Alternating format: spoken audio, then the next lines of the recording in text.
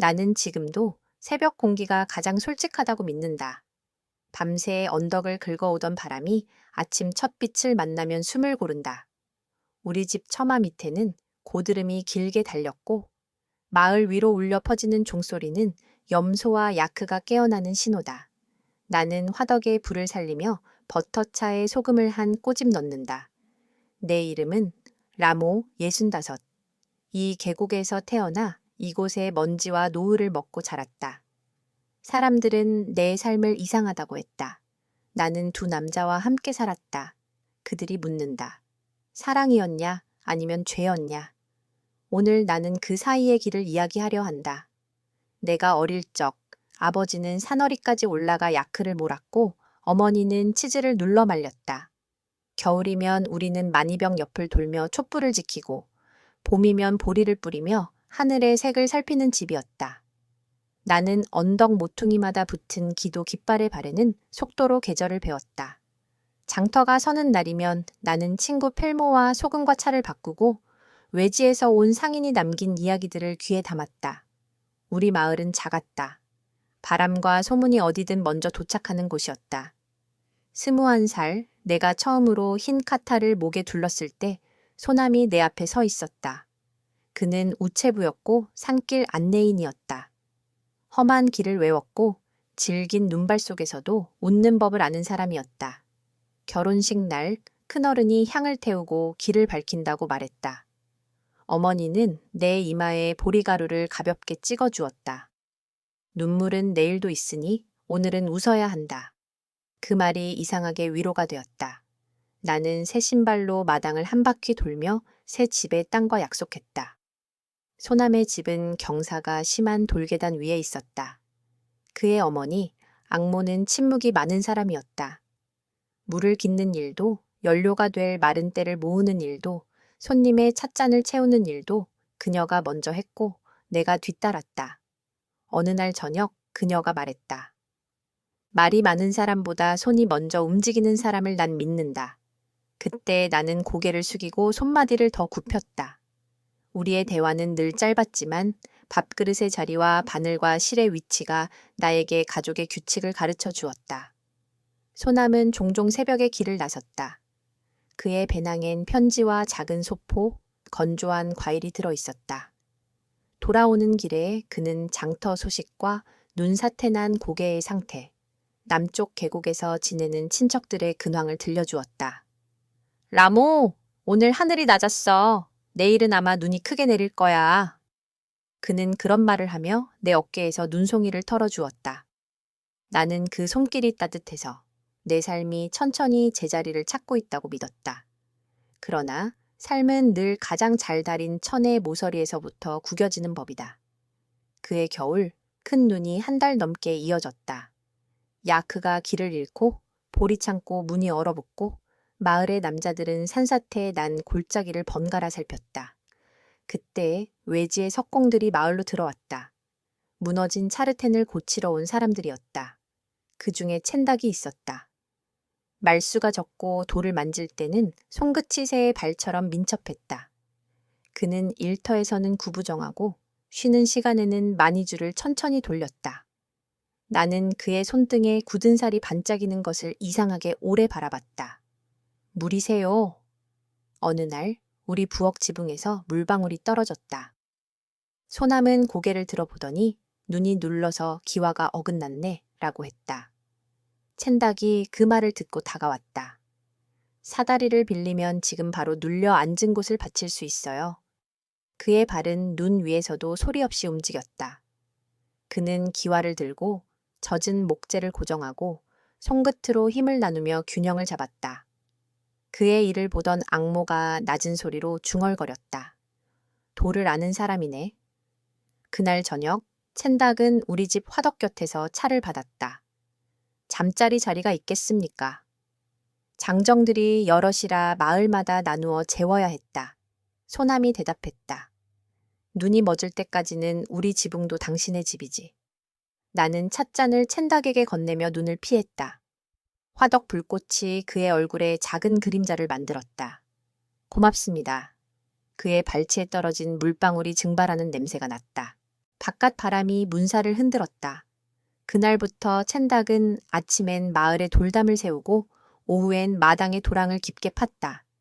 앙모는 그의 일손을 말없이 인정했다. 밥은 많이 먹는가? 그녀가 물으면 그는 웃으며 돌보다 조금 덜 먹습니다. 라고 답했다. 나는 멍석을 털며 그 대화를 들었다. 어느 날 밤 소남이 내게 말했다.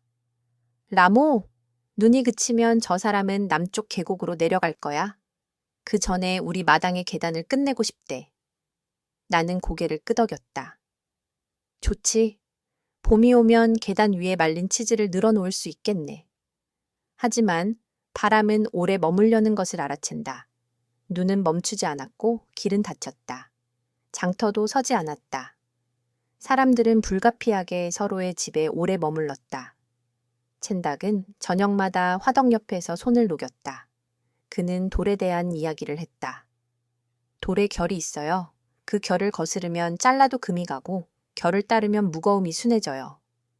소남이 물었다. 사람에게도 결이 있을까? 첸닥이 미소 지었다. 있겠지요. 같은 바람을 맞아도 어떤 사람은 더 빨리 마르고 어떤 사람은 더 오래 젖어 있잖아요. 나는 두 남자의 목소리가 서로에게 길을 내어주는 것을 들었다. 앙모는 그 모습을 보고 찻잔을 닦으며 내게 속삭였다. 사람의 집은 문이 하나뿐이지만 마음의 집은 문이 여럿일 때가 있다. 그 말이 내 가슴에 묵직하게 앉았다. 밖에서는 눈이 구름의 속도로 계속 내렸다. 우리는 매일같이 같은 밥상을 둘러앉았다. 누군가의 웃음이 다른 이의 숟가락을 가볍게 들어올렸다. 그 즈음 이웃 펠모가 방문을 턱하니 밀고 들어왔다. 라모, 바람이 소문을 싣고 다녀. 너희 집에 석공이 자주 들락거린다고. 나는 웃으며 대답했다. 눈이 그치면 모두 자기 길로 갈 거야. 펠모는 내 눈을 오래 들여다보았다. 그 길이 서로 엇갈리지 않길 빌어. 그녀는 돌아나가며 기도 깃발을 하나 묶어두고 갔다. 어느 밤 지붕에 쌓인 눈이 툭 하고 무너져 내리는 소리에 모두가 놀랐겠다.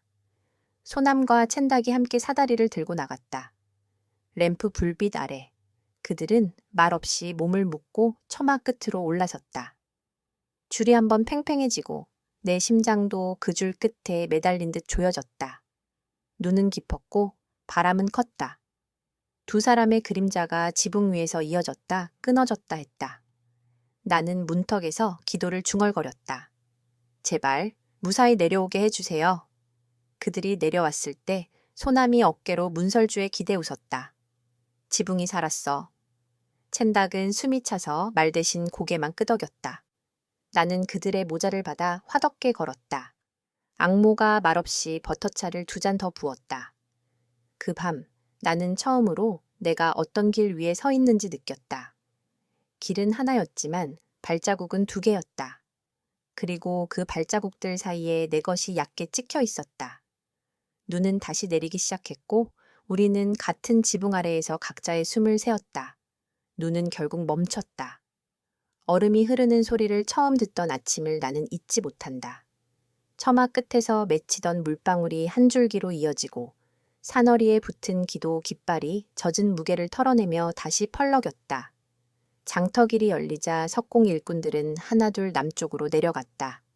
첸닥도 배낭을 메고 문 앞에 서 있었다. 라모, 이제 가야겠어요. 그는 조심스러운 목소리로 말했다.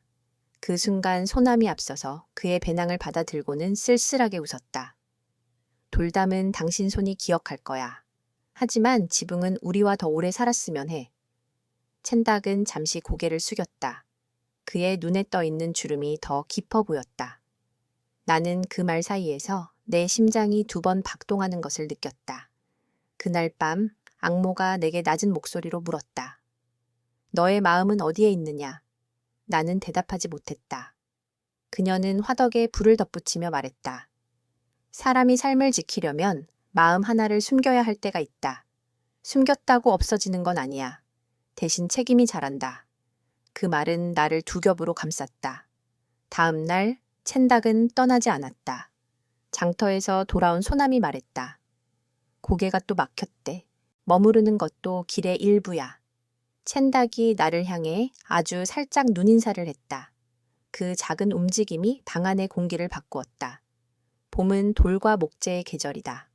우리는 마당 계단을 다시 쌓고 무너진 차르텐의 금빛을 새로 올렸다. 마을 남아상계가 와서 축원을 했다. 이 결이 오래 가길. 그는 돌을 어루만지며 중얼거렸다. 소남이 옆에서 물었다. 사람의 결도요? 라마가 웃었다. 사람의 결은 흔히 자기 마음을 뒤늦게 따라잡지. 첸닭은 아무 말 없이 작업칼을 닦았다. 나는 세 사람의 그림자가 햇빛 아래 서로 겹치고 풀리는 것을 보았다. 오후마다 앙모는 버터차를 끓였고 나는 차가운 물로 씨감자를 씻었다. 손이 얼얼했지만 그 감각이 오히려 나를 진정시켰다. 로사르가 다가오자 우리는 집안을 대청소했다. 문턱을 번들거리게 닫고 토르마를 빚어 부엌 모퉁이에 모셨다.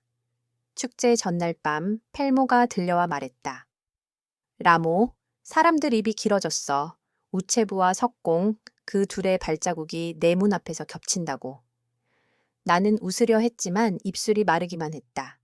펠모는 내 손을 꼭 잡았다. 네가 선택할 때가 올 거야. 아니면 선택이 너를 먼저 찾아오거나. 그녀가 돌아가고 문이 닫히자 고요가 커졌다. 그 밤 나는 차가운 마룻바닥에 무릎을 꿇고 오래 기도했다. 축제 아침 마을 사람들은 새 옷을 입고 차르텐 주위를 돌았다. 라마가 향을 돌리는 동안 바람이 손등을 스쳤다. 축원이 끝난 뒤 소남이 나를 불렀다. 라모. 그의 목소리가 뜨거웠다. 나는 길 위에서 많은 집을 봤어. 바람 틈을 막느라 문을 두개 는 집도 있었지. 그 집들은 오래 버티더라. 나는 그 말을 천천히 씹었다. 옆에서 첸닭이 조심스럽게 말했다. 나는 돌을 재우는 사람입니다.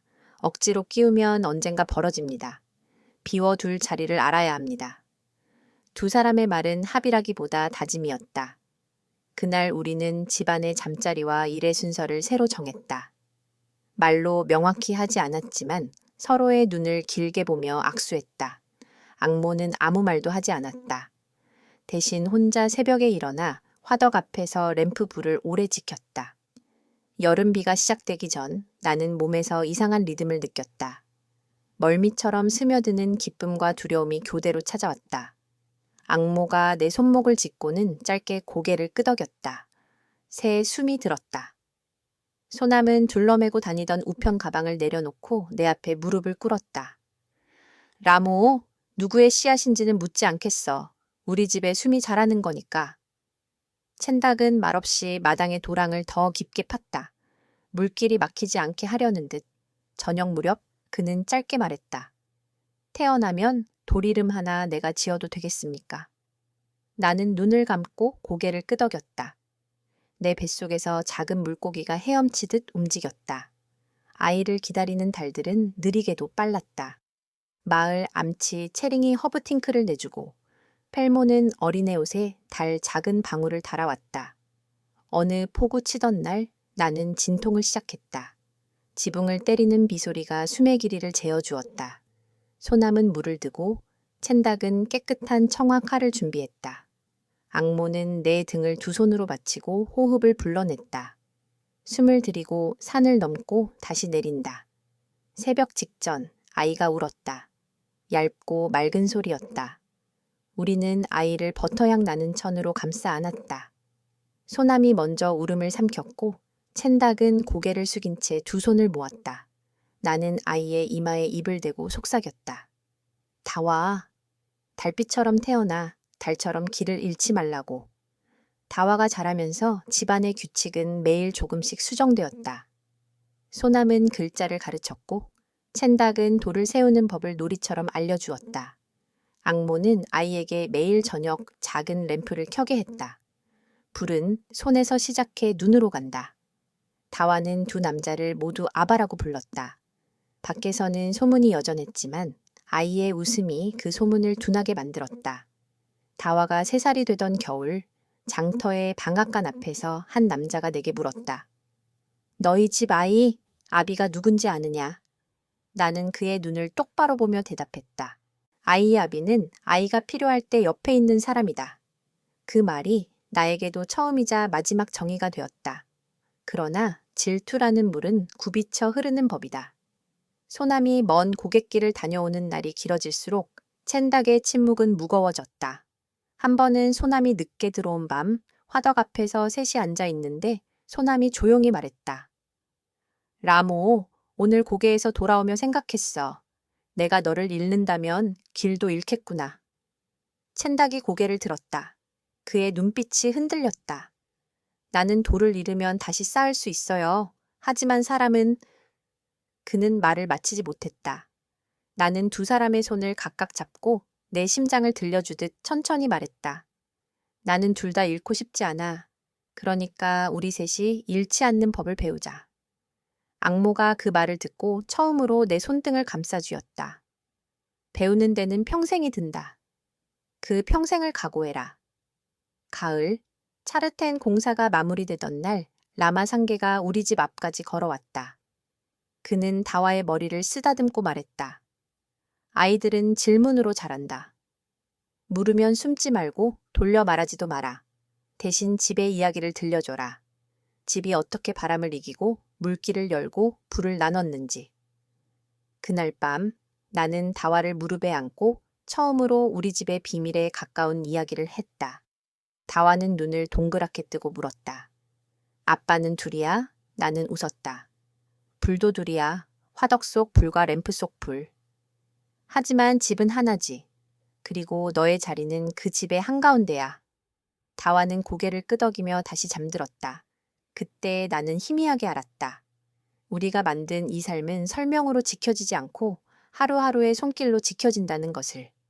그리고 그 손길을 견디게 하는 것은 사랑이라는 말보다 더 조용한 결심이라는 것을.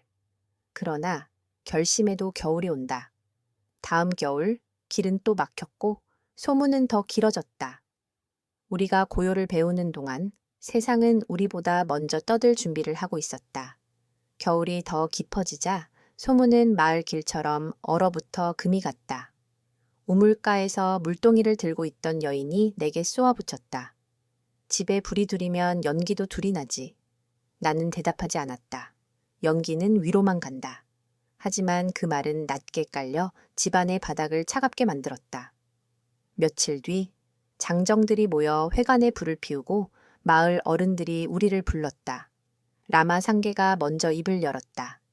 집은 바람을 막아야 오래 선다. 라모, 너의 집은 바람의 길을 어떻게 정하겠느냐. 나는 두 손을 무릎 위에 포개고 말했다. 우리는 말없이 살아왔습니다. 그러나 말이 필요하다면 하겠습니다. 소남이 고개를 끄덕였다. 나는 길 위의 사람입니다. 길은 갈라졌다가 다시 만납니다. 첸닥이 뒤따랐다. 나는 돌을 재우는 사람입니다.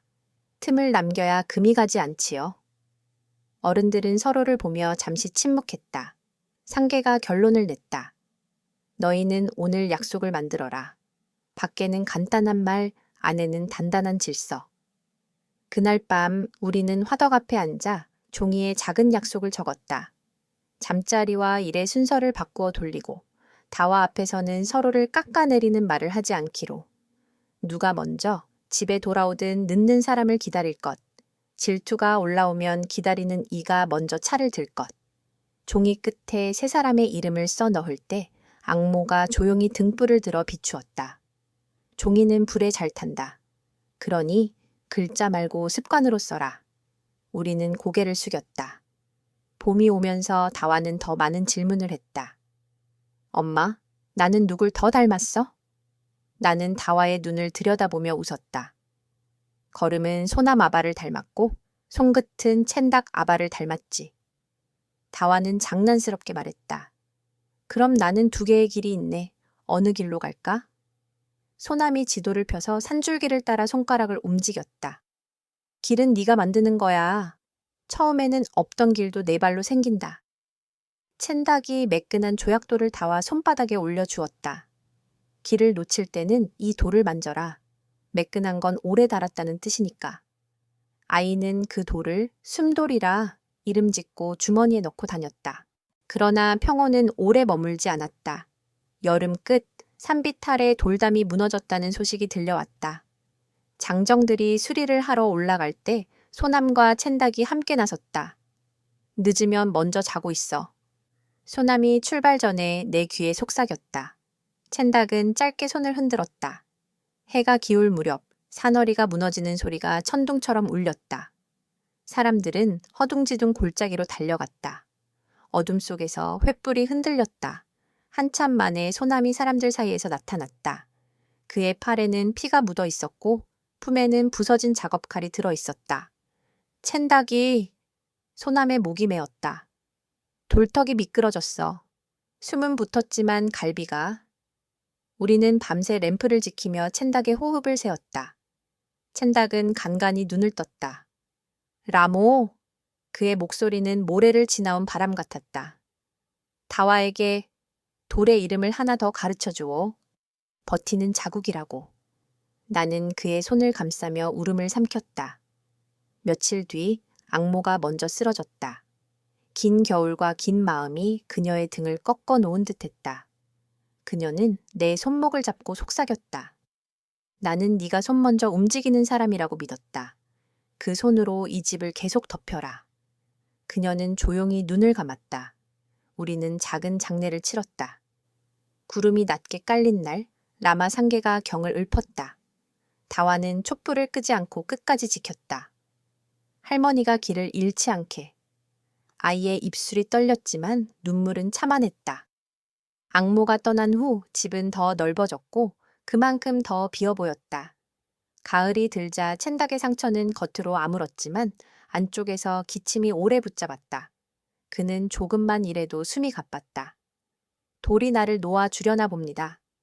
그가 웃었지만 웃음 끝이 젖어 있었다. 어느 저녁 그는 다와를 불러 앉혔다.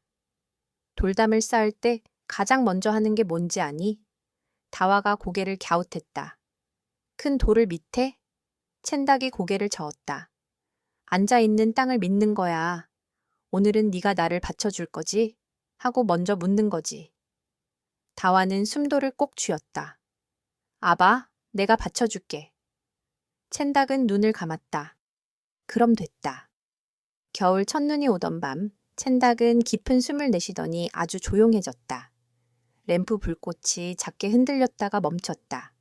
나는 그의 이마를 감싸쥐고 한참을 앉아 있었다. 소남이 내 옆에서 길게 절을 했다. 돌 이름을 하나 더 알게 되었네. 노하보냄. 장례를 치르고 돌아오는 길, 다와가 내 손을 세게 잡았다. 엄마, 나는 어느 날 한 사람만 아바라 부르게 될까? 나는 대답하는데 오래 걸렸다. 사람은 떠나도 자리와 손길은 남아. 너는 앞으로도 두 개의 손길을 기억할 거야. 시간은 이상하게도 빠르게 또 잔혹하게 흘렀다. 다와는 중등학교에 가기 위해 산 너머 도시로 내려갔다. 방학이면 돌아와 화덕에 불을 붙이고 두 아바의 이야기를 묻곤 했다. 소남은 더 말수가 적어졌다. 길 위에서 보내는 날들도 줄었다. 어느 날 그는 오래된 우편 가방을 내게 건넸다. 라모, 나는 집에 남겠다. 길을 네가 오래 지켰으니 이제 내가 지키겠다. 그 말은 늦은 봄비처럼 고마웠다. 그해 여름 그는 지붕을 손질하고 새기도 깃발을 달고 다와가 남기고 간 책장을 기워주었다. 다와가 스무들이 되던 해 그녀는 마을에 돌아와 말했다. 엄마, 나는 치료를 배우고 싶어. 사람의 숨을 살피는 일을. 소남이 크게 웃었다. 길이 너를 데려갔다가 다시 보내는구나. 우리는 장터에서 작은 축하를 했다.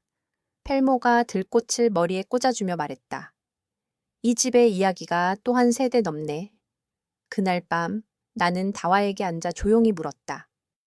너는 두 개의 길을 다 사랑하니? 다와가 대답했다. 나는 내 길을 사랑해. 그리고 그 길을 만들어준 두 사람을 사랑해. 지금 나는 65. 새벽 공기가 가장 솔직하다는 내 믿음은 변하지 않았다. 첸닭이 쌓아준 마당 계단의 돌은 여전히 묵묵하고 소남이 달아준 깃발은 해마다 색을 잃다 새로워진다. 소남은 흰 머리가 많이 섞였고 겨울이면 무릎이 시려 화덕 가까이 앉는다. 가끔 그는 지도 대신 다와가 보낸 편지를 펼쳐 소리내 읽는다. 엄마, 나는 오늘 어떤 아이의 숨을 붙잡았어. 우리는 그 문장을 따라 오랜 침묵을 나눈다. 집은 여전히 하나이고 불은 여전히 둘처럼 따뜻하다. 사람들이 다시 묻는다. 사랑이었냐, 죄였냐? 나는 이제 더 이상 급하지 않게 대답한다. 우리는 매일 작은 약속을 불처럼 살려서 한 집을 오래 데웠어요. 그게 무엇이었는지는 당신들이 이름 붙여도 좋고 붙이지 않아도 좋아요. 다만 기억해요. 연기는 위로만 간다는 걸. 내가 눈을 들어보면 산허리에 붙은 기도 깃발이 바람을 지나 새벽으로 간다. 챈닭이 남기고 간 버티는 자국 위로 다와가 보낸 발자국이 가볍게 이어진다. 그리고 그 모든 사이를 소남의 조용한 손길이 정리해둔다. 내 삶은 죄의 그림자에서 시작해 사랑의 그림자로 지는 일이 아니라 두 그림자 사이를 걸어가며 불을 지키는 일이었다. 오늘도 나는 화덕에 불을 살리고 버터차에 소금을 한 꼬집 넣는다. 이것이 내가 선택한 대답이다.